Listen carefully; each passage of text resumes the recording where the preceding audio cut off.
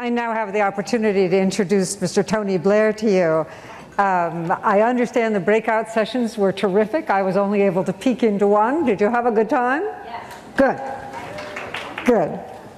So we have an opportunity to talk to someone who has experienced governance up front, been responsible for governance, and found it so fascinating to see what the philanthropic community does, what impact it has, that he's chosen to go that route as well. Mr. Blair is currently represents the Quartet in the Middle East, that's to say the United States, the United Nations, Russia, and the European Union. And their task is to try to prepare the Palestinians for statehood, looking at ways to build market economies, build leadership, build healthy politics, etc., in the region. He has also, though, created 3 foundations in his life since having left the job as Prime Minister. One is the Tony Blair Faith Foundation, which he's going to be kind enough to speak about a bit. Another is the Tony Blair Africa Governance Initiative, and the third is the Tony Blair Sport Foundation.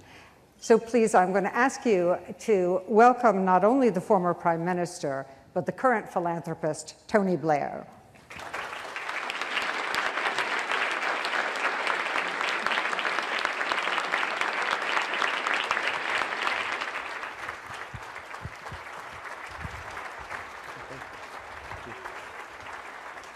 Hi. Thank you very much indeed, Jane and everyone. It's a real pleasure to be with you here at the Global Philanthropy Forum and to see such a distinguished gathering of people in the world of philanthropy. And I can speak about it really from both the perspective of having been in government and then the perspective today, as Jane was just saying to you, of being the founder of 3 philanthropic institutions myself. The thing is, when you come into government, I'll just tell you this very briefly about government, about the government thing. You see, when you come into government, you are immensely optimistic that government can solve everything. And really, the rest of your time in power is an education. But I remember my first, you see, in the UK, our election campaigns last 4 weeks. Yours go on a little longer than that because you're really keen on them. But we have our election campaign. But then another difference between the American and the British system is we have our election campaign, and then literally, if you win, you go straight into government. So the Thursday night you realize you've won, by Friday morning you're with the Queen, right? So this is a big thing for us. And anyway, I remember I came into power actually walked through Downing Street as Prime Minister the first time on the 2nd of May 1997. And my party had been out of power for 18 years. And this is a long time. We'd lost 4 elections in a row. I don't recommend it, but it was a long time in opposition. And there is a tradition in the British system that when you go through the door of Downing Street for the first time, there's a kind of corridor from the front door down to the cabinet room at the end. And the tradition is that all the civil servants, the people who work in either administration, they line up on either side of the corridor to applaud in the new Prime Minister. Now, the thing is, we've been out of power for 18 years, so they were kind of used to the other lot. So as I was going down the line, there were people sobbing and this type of thing. And by the time I got to the end of the line, I was feeling sort of guilty about the whole thing. But I remember I then went in the door of the cabinet room, and I'll never forget the cabinet secretary was sitting there. He was a very powerful figure in the British system. And he just said to me in that very British way, he said, "Well done, what now?" And the what now really was what the next 10 years were about. And in the course of that, I did learn about the power of government, but also, as I shall say in a moment, its limitations. And a consequential risk of the continuing travails of the global economy is that in concentrating on our own challenges, we lose the appetite to help others. And what we may call this, as Jane has termed it, the global social contract, a sense of responsibility on the part of the better off to help the worst off, can come under strain. For my 10 years as Prime Minister, the social contract was growing. But that was in different economic times. Now the preoccupation with countries is bound to be internal. So debate about how we reshape and reinvigorate this global social contract and the role of philanthropy in it is very timely. This is absolutely the right moment for government to do all it can to promote philanthropy and certainly nothing to harm it. The strangest sentiment in politics, by which I mean not politics in the partisan sense, but the broader polity of society, is cynicism. The party political debate may at times give us much to be cynical about, though it is an essential part of vibrant democracy. But in larger terms, the history of the past half-century should give us cause for celebration as well as concern. Many more people live in freedom, many fewer live in poverty. And change for the better, therefore, does happen. Progress is alive, and change happens, as you know all too well, through committed people. And it happens when those committed people are motivated by a desire to improve the lives of others, when that desire is accompanied by a strategy for change, not just a vision of it, when it's creative, and when it challenges rather than accommodates the status quo. Now, challenge comes sometimes through committed people in government, and some change can only happen through government. When I think in my own 10 years of office in reforms in health or education, law and order, advances in civil rights, peace in Northern Ireland, those changes required the power of government. But as I said a moment ago, those 10 years taught me something else: the limitations of government. This is where the desire and strategy get blocked by the politics of vested interests, by bureaucracy, by the innate tendency to inertia of a system designed to manage the world, not change it. Government in this guise loves process. It rewards caution. It disdains risk, and it distrusts creativity. It thinks in a linear way, and challenges that don't fit neat government definitions or which stretch across boundaries disappear into the machinery, never to re-emerge, and certainly not as solutions. When acute crisis threatens, government often acts with speed. But all too often, it can ponder endlessly and then proceed at a glacial pace. So it's into this space, not as a substitute, but as a complement to conventional government and politics, that the philanthropic sector has marched. Today, its contribution is vast. In the USA, it dwarfs government spending, for example, on overseas aid, which is why imaginative leaders like Raj Shah, the new head of USAID, who I know you heard from this morning, want to work with it, not apart from it. And it's why, when I left office, finally shorn of power, I decided to exercise influence instead by joining it. As well as my responsibility as Quartet representative, I've created 3 new philanthropic organizations. I have a sports foundation in the northeast of England, which encourages grassroots sport and reflects my belief that sport is an essential, not an optional element of modern education for young people.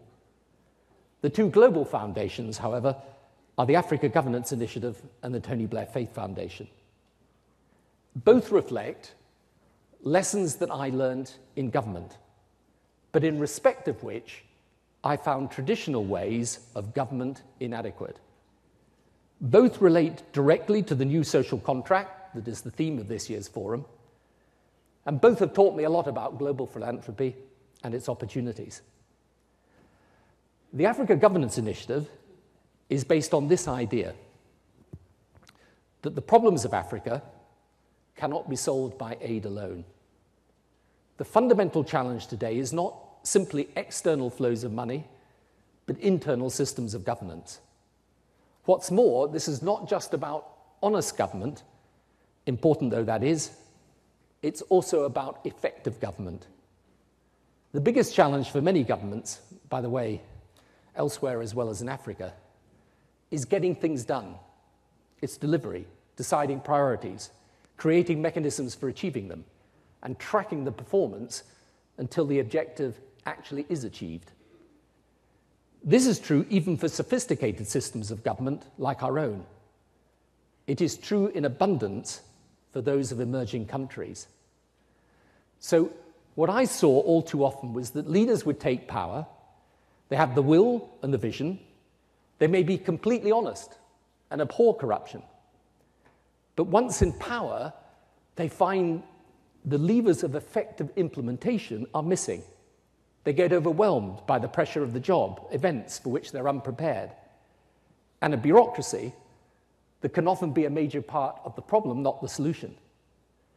By the way, they usually have a stack of well-written reports from international institutions telling them what they should do, but no one helping them with how they do it.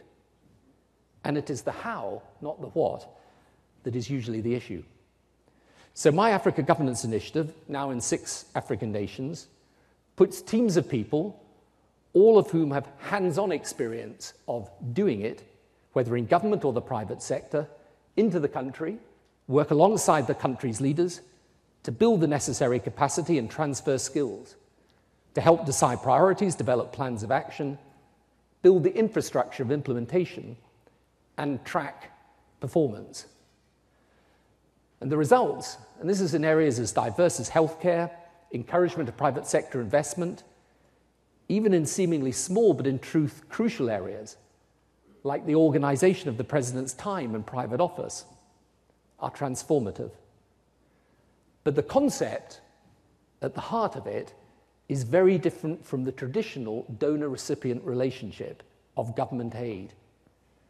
It's live-in technical help, not fly-in, fly-out consultancy.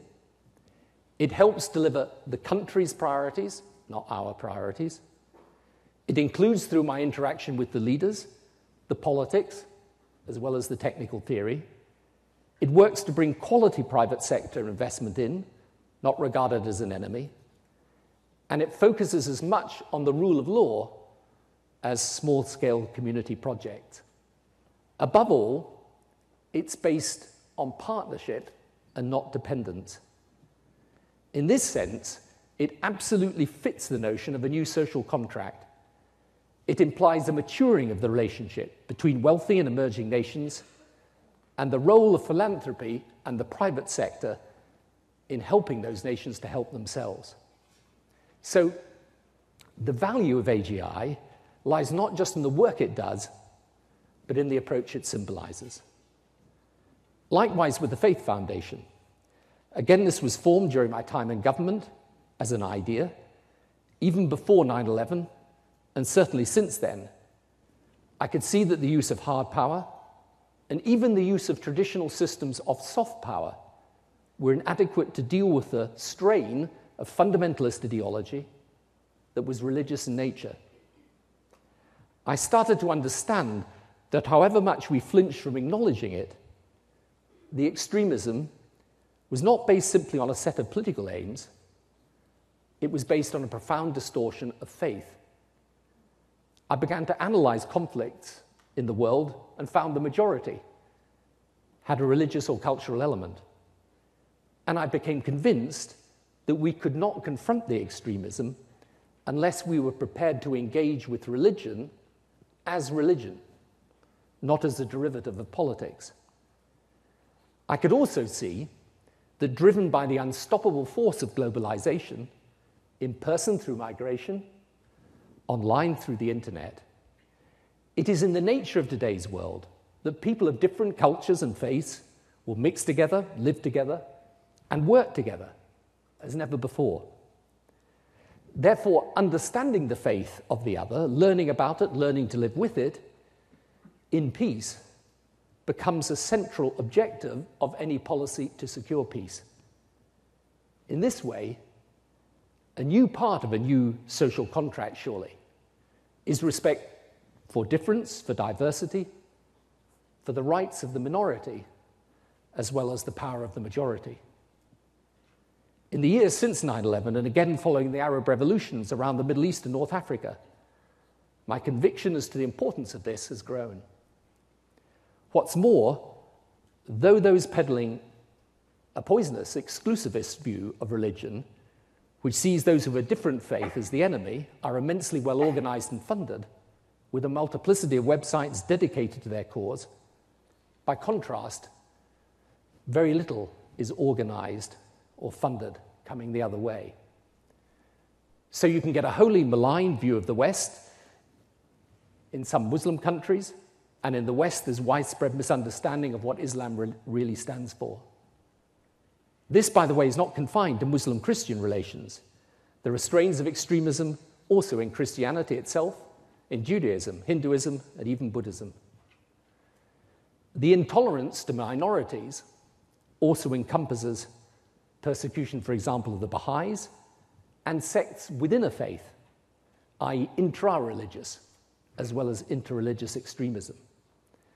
So my Faith Foundation has designed programs of education and action now in 20 different countries, all with the aim of fostering knowledge, understanding, and therefore respect between those of different faiths. Now, we know that we cannot by ourselves change the balance of argument and debate. But we believe that we can show that interfaith collaboration can encourage the acceptance of the other, and that therefore this should become part of mainstream government and international policy, every bit as important as conventional soft power diplomacy.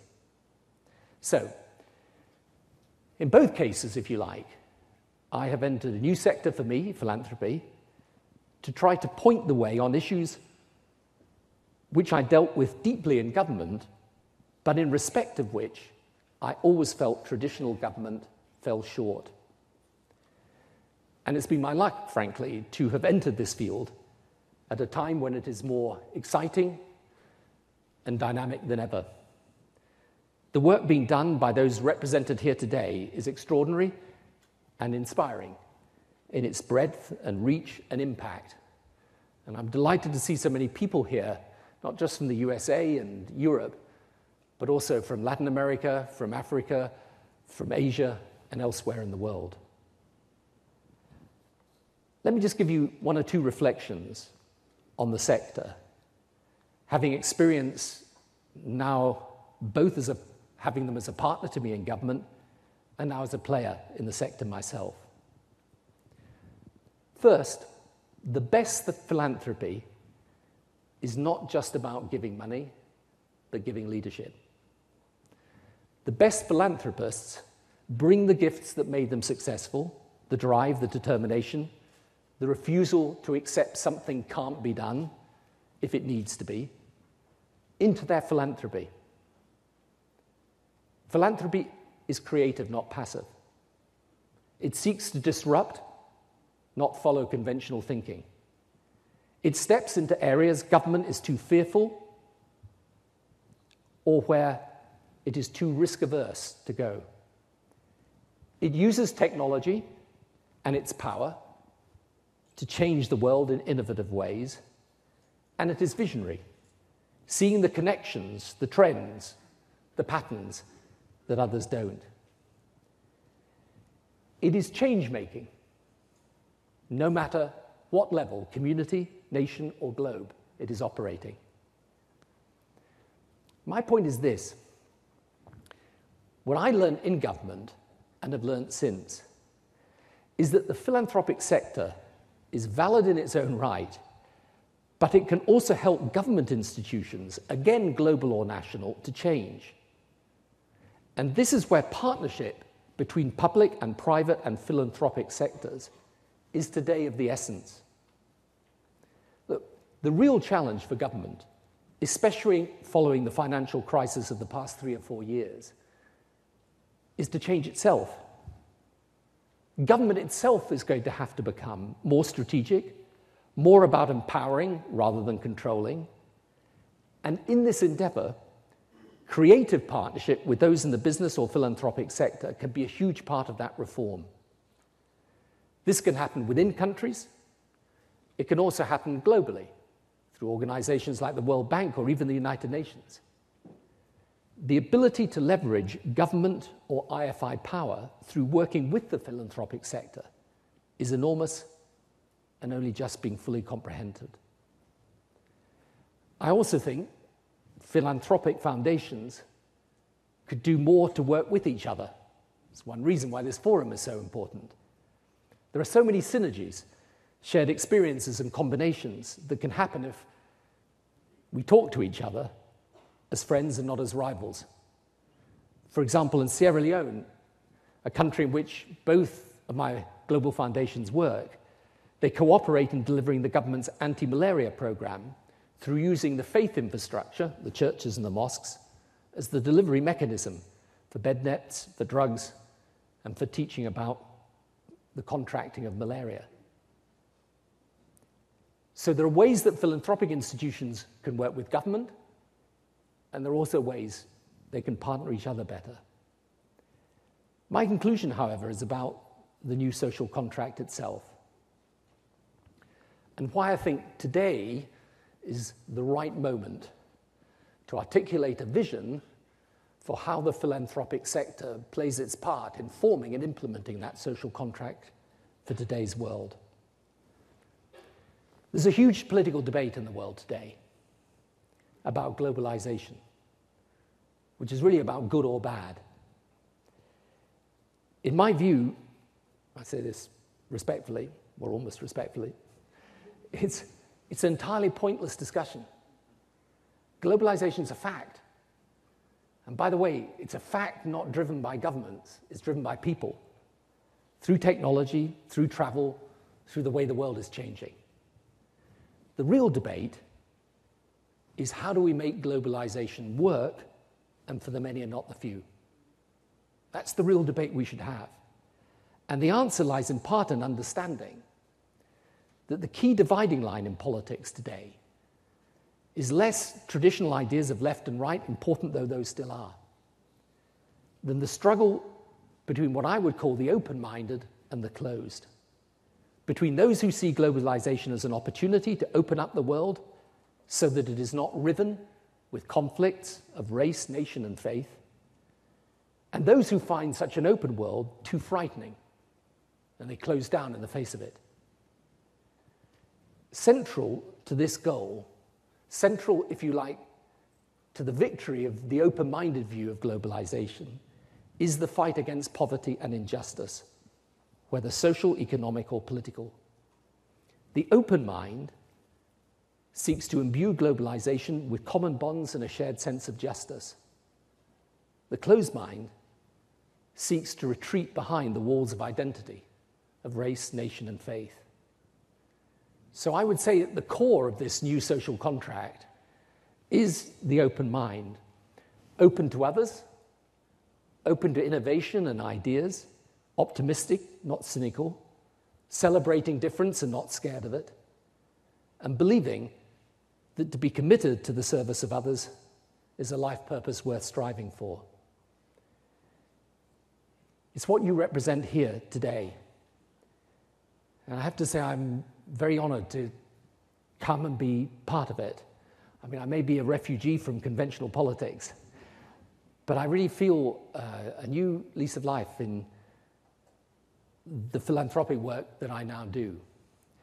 I don't think I've ever come across, even during my time as Prime Minister, I don't think I've ever come across so many extraordinarily committed people who give their time and their effort and their resources selflessly, and who are prepared to go where others fear to tread.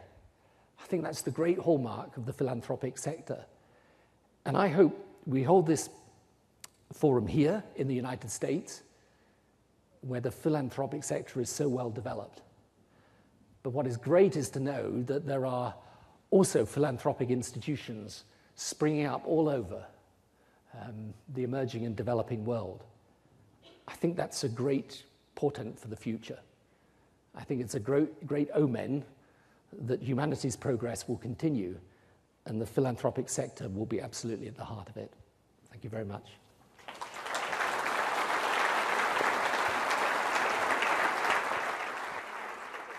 So you can see the full audience.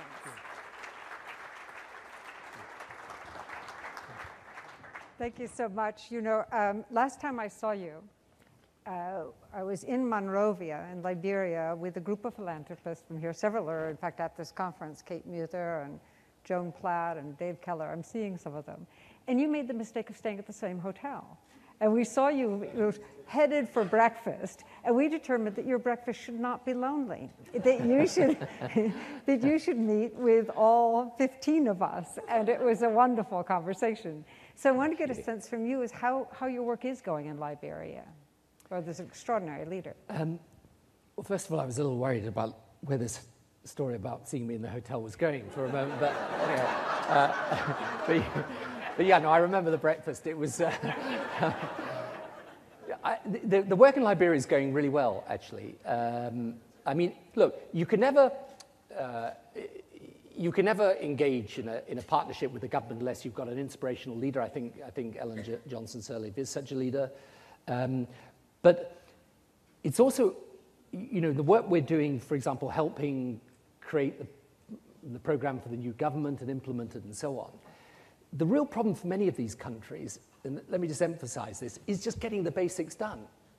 You know, getting the lights on, getting the port in proper hands, making sure, you know, I think, for example, today in development, infrastructure, electricity, power is so vitally important. People don't have that, they don't have anything. So I think, you know, these are the issues that where it's basically about practical methods of implementation. And that's what we work on. So and the other thing is, you know, I think that the international donor community has had a bit of a shock, really, in the last few years.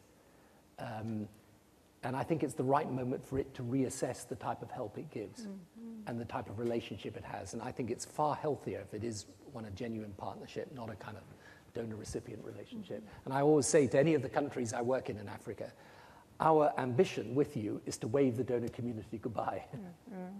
So you mentioned during your remarks the importance of attracting foreign investment. There are many countries, Egypt is one of them, that attracted foreign investment and had very high rates of growth, 5% rates of growth. But the development wasn't broad-based. It wasn't felt by the populace at large. What are the barriers to the kind of broad-based development that's needed? Not just in Egypt, but elsewhere? I mean, I would say they're threefold. I mean, very obviously, if you've got corrupt systems of government, it's very difficult to make progress. But I think apart from that, I think the toughest thing about government, I mean, this is a very hard thing to say to people who haven't sat in the seat. You know, once you actually sit in the seat and try taking decisions, you realize the thing is quite difficult, actually. And I'm a great believer now. I mean, I always say to people, the interesting thing, because this is the reason I do the Africa governance, and why I'm passionate about governance, is that the journey of politics is basically this. You start at your most popular and least capable, and you end at your most capable and least popular. Right? That's the journey of politics.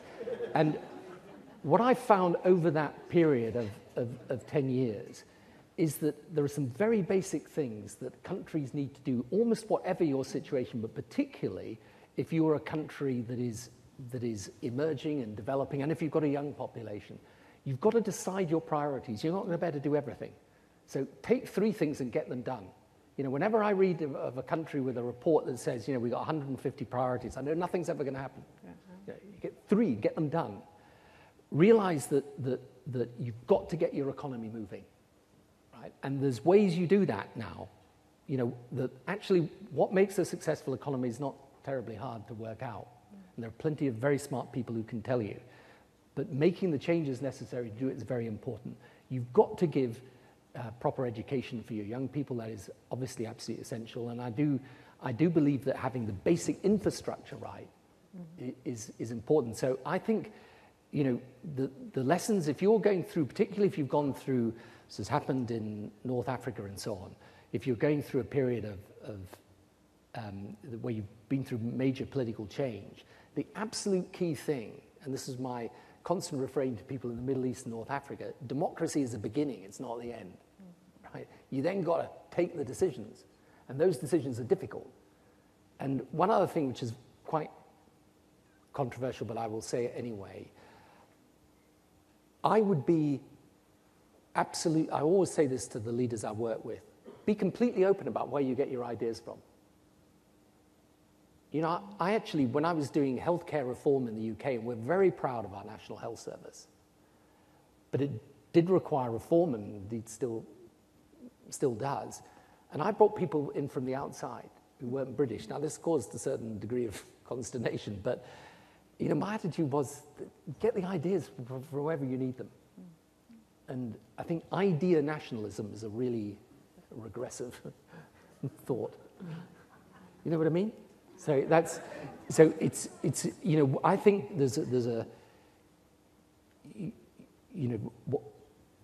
actually deciding your priorities, focusing on implementing them, bringing in the best ideas to get things done, get practical. And that's one of the reasons why I'm a big supporter of the philanthropic sector, because they will often get things done in circumstances where, years later, government's still wandering around in no man's land.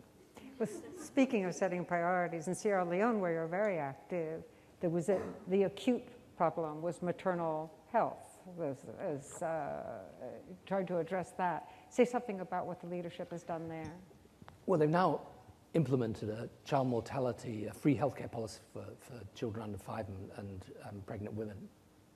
And the result of that is in country of Sierra Leone, there's been something like a million more children seen in hospital, and about 250,000 more mothers. The results of that are staggering. I mean, there's been a halving of deaths from diseases like malaria. There's been a major improvement in child mortality figures. And here was the problem they had. They had the money from the donors. It was about organizing a system, because you've got to get, it's all very well to say, one of the other things I learned in government, and it was such an amazing thing. You see, when you were in opposition, you the saying is the doing, right? Because all you do is you issue statements, right?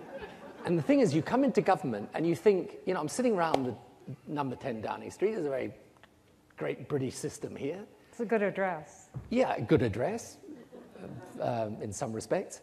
And, you think, right, I'm thump the table and I say, let something be done. You kind of think, then it gets done. And that is a big mistake, because it doesn't work like that at all. So what you've actually got to do is make sure that, so for example, if you're introducing your maternal child mortality policy, you've got to make sure you've got the trained workers out there. You've got to make sure the clinics are open. You've got to have the drugs properly there. They've got to have the refrigeration where it's necessary. You've got to have people knowing about it, able to use it. You've got to manage that system. And that's where I think the big problems are. Yeah. I mean, back to the economy, of course, markets are systems, right? They involve legal infrastructure, physical infrastructure.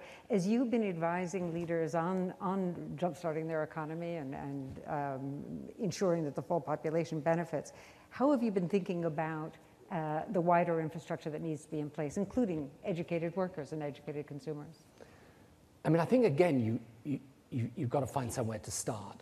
And again, this is a very, there'd be plenty of people who wouldn't maybe agree with me about this, but this is my sense working with governments in developing countries.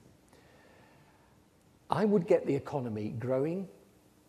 I would get infrastructure done, as I was saying, particularly around power, electricity, roads, ports, the basic stuff done. I would get in, if you've got resources, get them developed by people who can transfer intellectual capital and really and make sure that they're also there to help the development of the country. In other words, I would put the economic development first. Now, I'm not saying you, and don't misunderstand that, I'm not saying you ignore the education and so on, but if the economy isn't growing and you're not generating income, you've always got a problem. And this is where reliance on the donor community can be a blessing and a curse at the same time. I mean, one of the African countries that we work in, when we first got there, literally 70% of the time of the finance minister was negotiating with the donor community. Now, that's not healthy. And actually, one of the things I think that China's entry into Africa has done is kind of make us sit up and think a little bit about how effective we're being. Because I understand why, some people get very anxious about, and I'm not saying there aren't issues to do with some of the China investment and so on, but the difference was described to me by one African leader. He said, look, let me tell you the difference. When I want to get a road built from A to B, and you may not think it's important because you want to do a small-scale project in some bit of the country, but I'm telling you it's important to get this road from A to B. He said, I will spend months, possibly years, negotiating with the international donor community. The guy from China comes, I tell him I need a road from A to B, and the next day someone's there with a shovel. And he said, that is the difference. Now, I'm not suggesting but it's quite interesting to have that competition within the sphere now, and I think it should make us I'm not saying we imitate, but we should also reflect on how we can become far more effective partners in development. And my view is that for today's African countries, and I think you can say this broader than that, without the basic infrastructure, none of these things like education and health are ever going to work. Speaking of partnership, you've partnered with one of the leading philanthropists on the continent, and that's Tony Alomelo. Tony Alomelo. I'm pronouncing it wrong, and I think you're sitting right there, aren't you? Yes, there Tony, he is. hi. Tell me something about that partnership. Well, Tony Alomelo is one of the guys who's now emerging philanthropists in Africa who've had a very successful career in business and now want to come and put something back. And so we're partnering in trying to bring in people who can help develop the private sector capacity of these countries. So, for example, how do we attract private sector investment that's quality? And that is about transparency, but it's also, frankly, about making sure that when someone wants to invest, their investment experience is positive.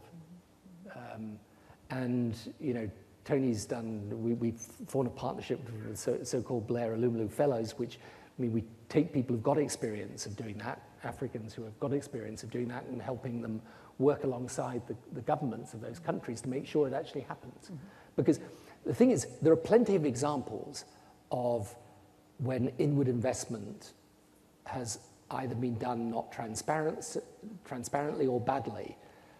But it's hard to think that you're ever going to get these economies really moving well unless you do get inward investment coming in. And then you're encouraging also the small business sector within the country, which is another thing that Tony works on. Yeah. And small and growing enterprises, that's part of your focus in other parts of the world, including in your work for the Quartet, isn't that right? That's on the Palestinian side, although there's a few political issues there that occasionally get in the way. It's a different thing altogether. Need a new forum to tackle that one, I think. Anyway, I'm trying. So let me take you back to be pessimistic about it at all. Yeah. So let me take you back to Egypt for a little bit and back to your Faith Foundation. How should we understand the role of faith in Egyptian politics? I think when Americans hear about faith and politics coming together, they have images of the revolution in Iran, which for us is and is that a fair analogy? Is that completely wrong, given that Iran may not be the best model for a country like Egypt for a variety of reasons?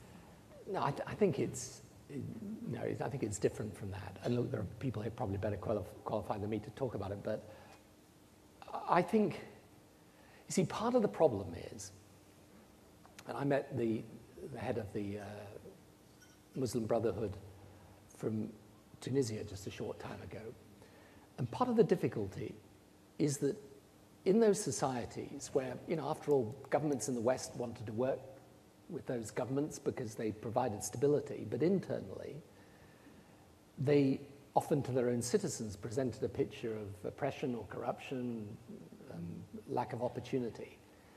And so what happened was that parties like the Muslim Brotherhood, in a sense, became people who were prepared to stand up against the system people felt was wrong. Yeah.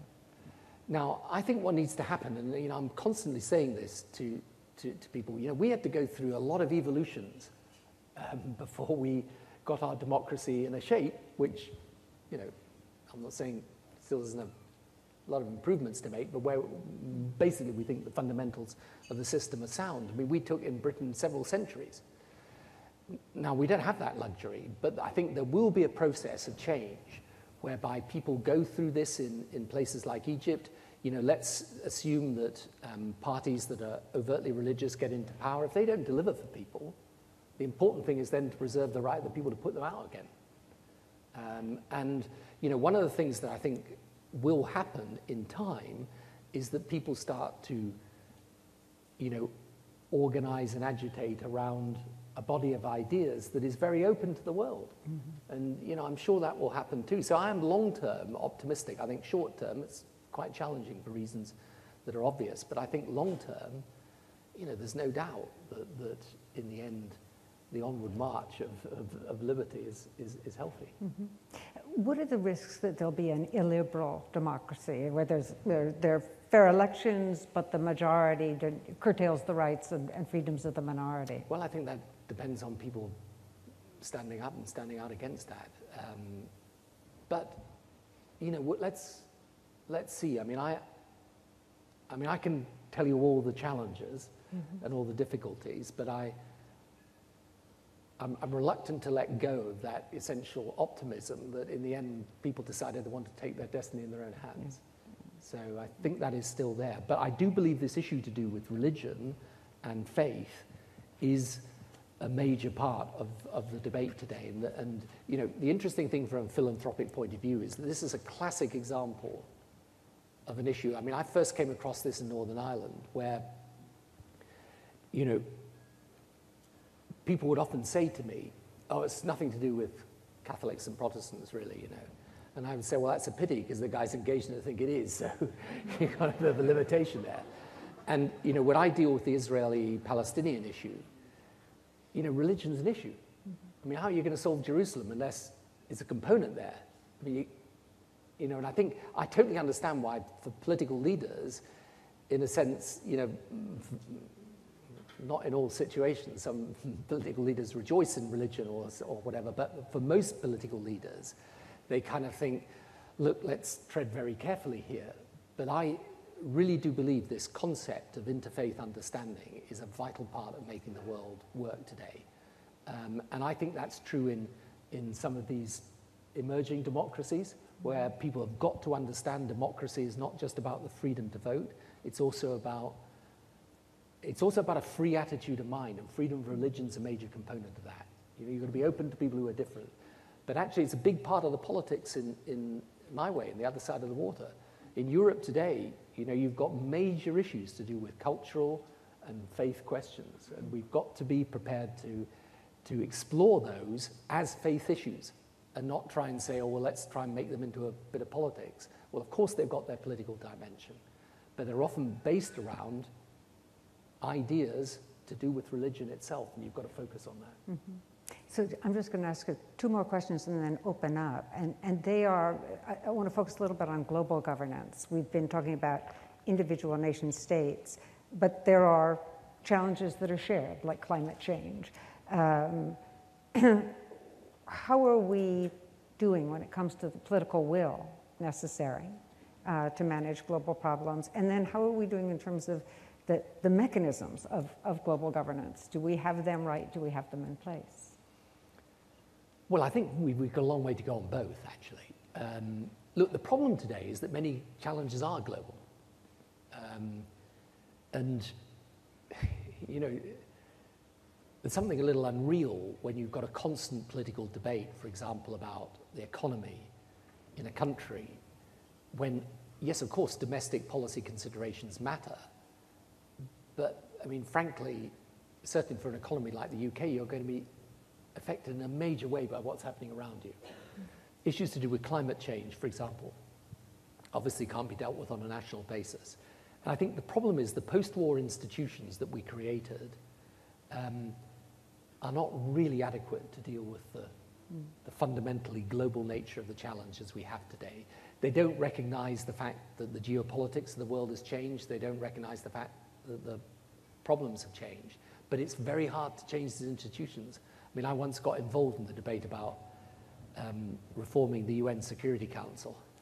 And by the time it was over, I wish I'd never got involved in it, because it was, you know, it was very, very, the politics is immensely difficult. But I think, you know, I would like to see out of this financial crisis and some of the major global questions we're dealing with today, some attempt to get, one, institutions that better reflect the politics of the world today, and two, to try and find better mechanisms for dealing with some of these questions than the ones that we've got today.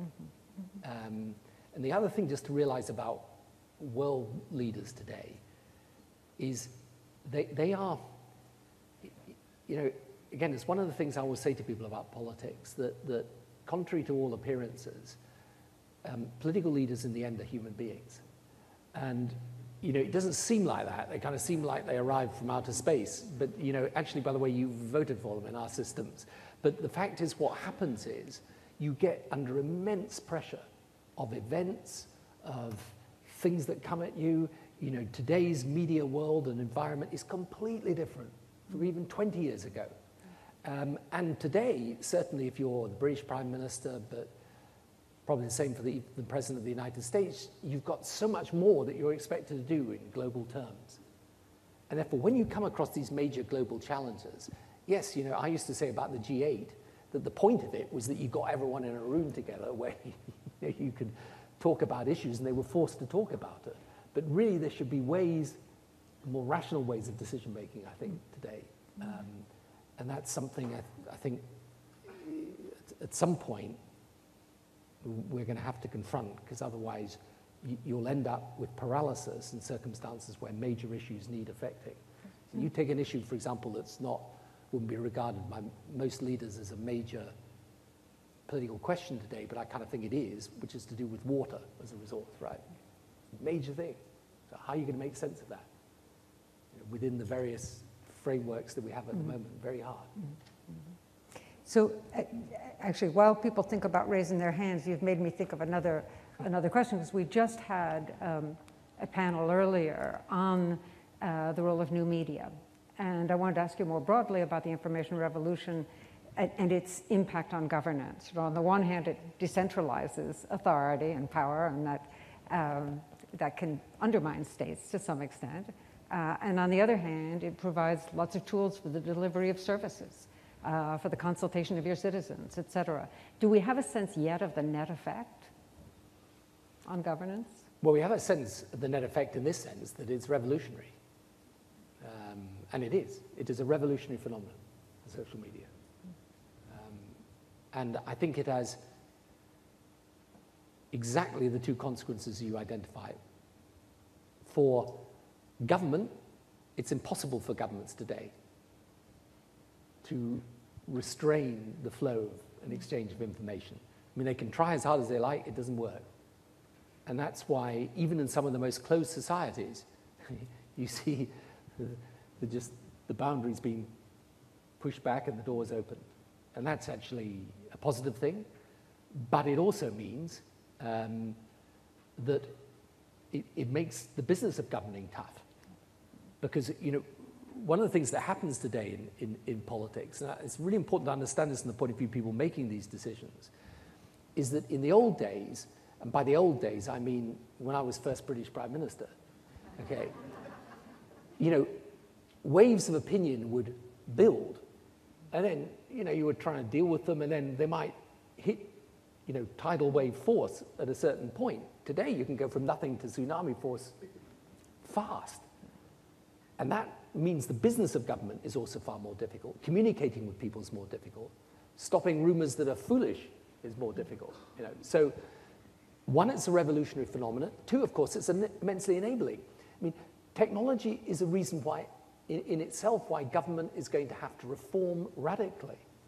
And the problem with, you know, the problem with government is it's a really interesting thing to say this, having sort of been part of that system for those 10 years. But I always used to say to people in the UK that Clement Attlee, who was the great leader of the post-war Labour government in 1945, if Clement Attlee came back to Britain today, you know, there's so much he just wouldn't recognize about the way society was, how it looked, how it worked, the technology, the travel, everything, until he came into Whitehall and he'd feel completely at home. You know, that bit was still, you know, they're still chugging along, and you know, that's and the technology. You see, the social media.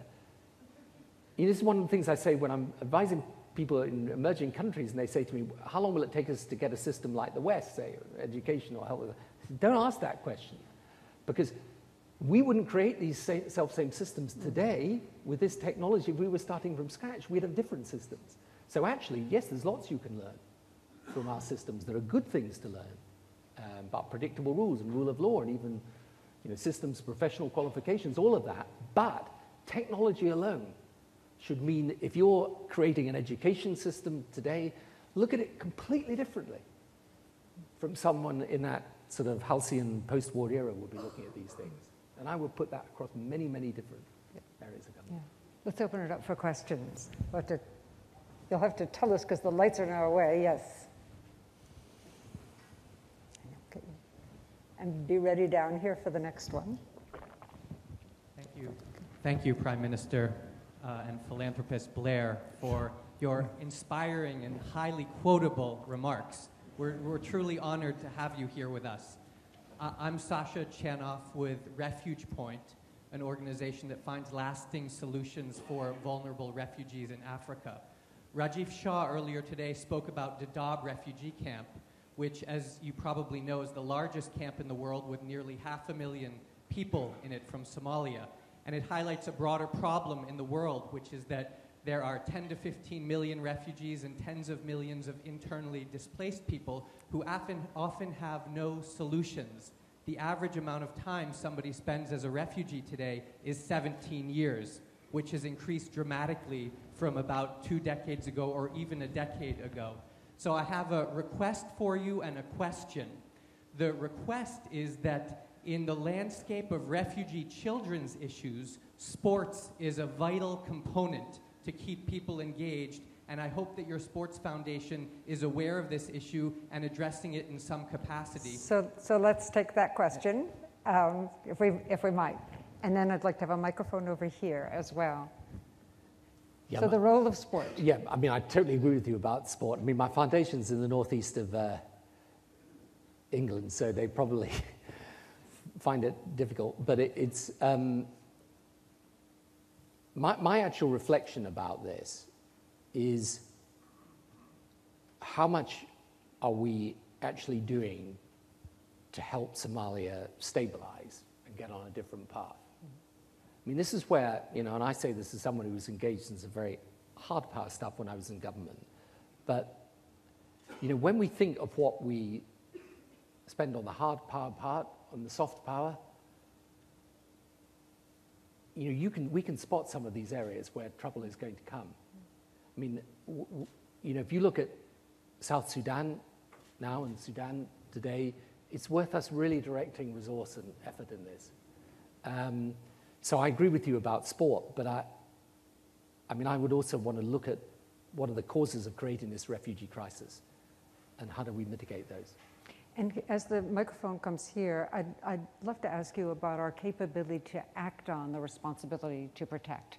This notion that if a sovereign government fails to provide protection to its citizens, it's the international community right and perhaps obligation to step in. And the question is not only a question of political will, but do we actually have the machinery for that as well? Often we don't, but then we're trying to get it, to be fair, and indeed even within Africa. You know, one of the things I actually did with Kofi Annan when I was in office was to try and both introduce this principle of responsibility to protect, but also create, you know, a standing African peacekeeping force that was able to go into areas of difficulty. Look, these things are always going to be politically highly charged and problematic, but I think, you know, and hope that faced with similar situations like Rwanda in 1994, today we would act. Yes, right here. Okay. Yes. It's an honor to be in the same room with you. Thanks for being here and sharing your comments. I am the director of the Girl Up campaign at the United Nations Foundation, and we're mobilizing 1 million American girls, adolescent girls, 13 to 18, to raise their voices for girls in developing countries. And this is kind of a question for your wife, but I thought you might be able to help me. You can pass it on to her. Sherry Blair has been recently quoted about child marriage, and we'll be working a lot on child marriage in the next 18 months. As you know, 27,000 girls are married every day against their will, and she made some pretty profound statements around it being a healthcare issue, an empowerment issue, an economic issue, and I just wondered if you can speak a little bit to that with some of the work she might be doing with her Foundation for Women. Yeah, sure. Thank you. And, her foundation is doing great stuff, actually, around women's empowerment, not just human rights, but actually allowing women to start their own business and so on. And there's no concept of development that leaves the female population behind. So I think this is a really important fact. If she were here, she'd be telling me off already for not having mentioned it, which is absolutely right. It's dramatically important. And, I just think we've got to have a very clear statement about this. I mean, I feel very strongly about this, that, there is no so-called cultural tradition that should stand in the way of women being able to exercise their full potential and rights. I mean, we just shouldn't accept this as a debate or argument. And I think it's great if you're mobilizing girls here to do the same for girls in the developing world. That's fantastic. And one of the things, by the way, that actually, even in some of the poorest places in the world, the new social media allows people to do is to communicate in some way. One of the greatest liberators that people have had, actually, in parts of Africa is having the mobile phone and being able to communicate with people. And, in the end, it's a very simple thing. I mean, Africa will not develop in the way that it should or can unless it empowers women. So, well done, you. It's my honor to be in the same room with you. And Josh, do you have a question there? Because we have one down here. And I'm sorry, and one over here. Let's take the two of them. Yes, there's a mic coming your way. Let's take the two of them together. Start with you. And right down here, this table. Right down here. Raise your hand. Thank you very much for your comments. My name is Audrey Salian. I'm from Philanthropy. It's a private wealth fund based in the UK. We do impact investing in India. And I just had a question that addresses impact investing and your views on it. Much of religious conflict at the layers beneath it is laced with the issues of income disparity and socioeconomic inequality. So I wanted to ask, what, if any, in your view, is the role for soft private capital in injecting sort of certain amounts of money into the types of opportunities that may address this? And is there a role for legislation in ensuring that this happens? Thanks. So we'll just take this one last one here. Yes. It's an honor to be here. I'm from India, and I run a social business empowering small farmers to reach markets. What I find, I wanted to ask you is that with your wealth of experience in government and in philanthropy, I just wanted to see if there is an effort being made in today's leadership and the world leadership stage for empowering youth who are coming out of educated institutions to create a new world. They don't have anywhere to look up to because they don't have leaders telling them where to head to. So is there a movement which is empowering these people to take development to a new paradigm, including technology? What do you think about it? Well, I think you can actually put the two questions together in a way. I mean, and here's what I think about this. I think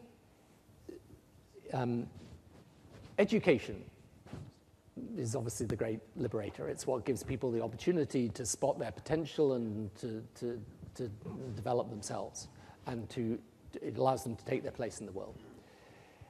I think what is really important, though, is that the quality of education matters, and what people are educated about matters.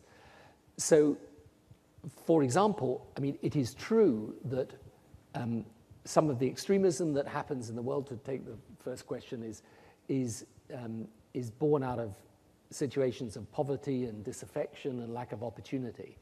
But it's also true that the education people get is often not equipping them to have that more open mind that allows them to see that actually the route out of this poverty is proper political progress, is opportunity, and not some form of extremism.